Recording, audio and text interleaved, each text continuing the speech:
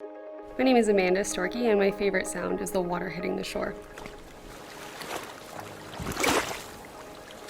Right now I'm teaching high school for a behavioral program. We offer alternative education for students who are not traditionally successful in a mainstream setting. Well, I have a pretty firm classroom management style. I think a lot of it is due to the fact that I am hearing impaired. So I always ask my kids to be mindful of that it's a big job for me every day to be in the classroom. I lost my hearing when I was in my early 20s. When I started to realize that I was losing my hearing, I was like, how is this going to impact my students and their safety in the classroom? I was terrified. So I was like, I don't want to wear hearing aids. And they were like, well, it's either that or you're going to have to change what you do for a living. And my career means so much to me, and what I do with kids meant so much to me that I was like, okay, give me the hearing aids, let's do this.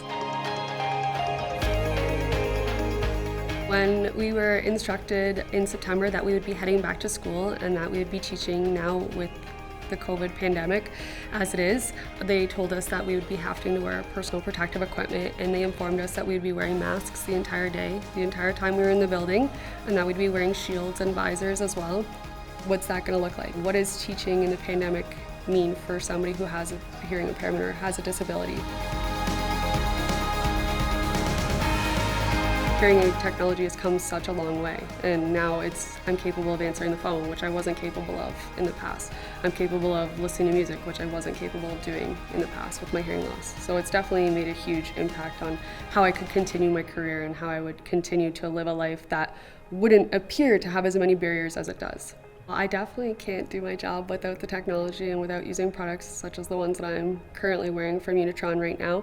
It eliminates that element of fatigue because I'm not working twice as hard. The technology is doing the other work for me. It's kind of meeting me there in the middle, so I don't feel like I have to do extra throughout the day to try to hear things, to try to know if people are moderating their voices, to know if a student's upset, to know if a student is speaking quietly because they're having an emotional issue. So it's eliminated a lot of the guesswork in my day-to-day experiences as a teacher by allowing me to have a better understanding of their needs, so I don't feel that I'm falling short for them during the day.